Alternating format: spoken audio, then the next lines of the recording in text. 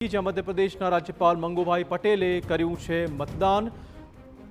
નવસારીમાં convent school ખાતે પત્ની સાથે પહોંચીને તેમણે મતાધિકારનો ઉપયોગ કર્યો છે।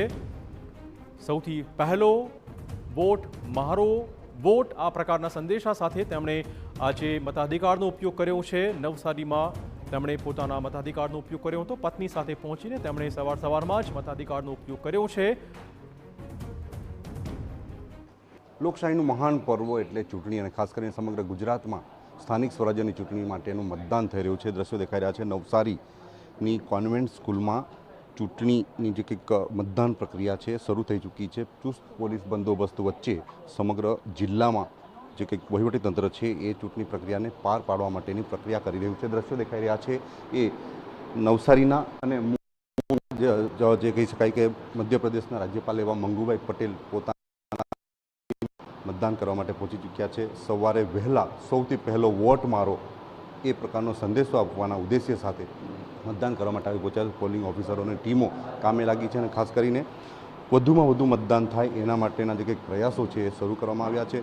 સમગ્ર જિલ્લામાં મતદાન પ્રક્રિયા શરૂ થઈ ચૂકી છે। મતદાનની પ્રક્રિયા શરૂ થવાના જે કંઈક પહેલો વોટ મારો એ ઉદ્દેશ્ય સાથે મંગુભાઈ પટેલ દર વખતે જે કંઈક મતદાન કરતા હોય છે।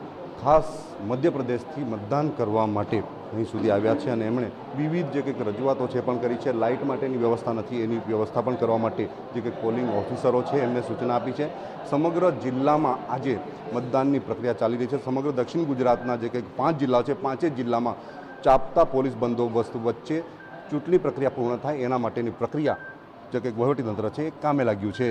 નિલેશ ગામી, TV9 નવસારી। તો આપણે કહી દઈએ કે અત્યારે ગુજરાતમાં સ્થાનિક સ્વરાજની ચૂંટણી માટે એકાદ બે ઘટનાઓને બાદ કરતા શાંતિપૂર્ણ માહોલમાં મતદાન પ્રક્રિયા સવારે 7 વાગ્યાથી શરૂ થઈ ચૂકી છે।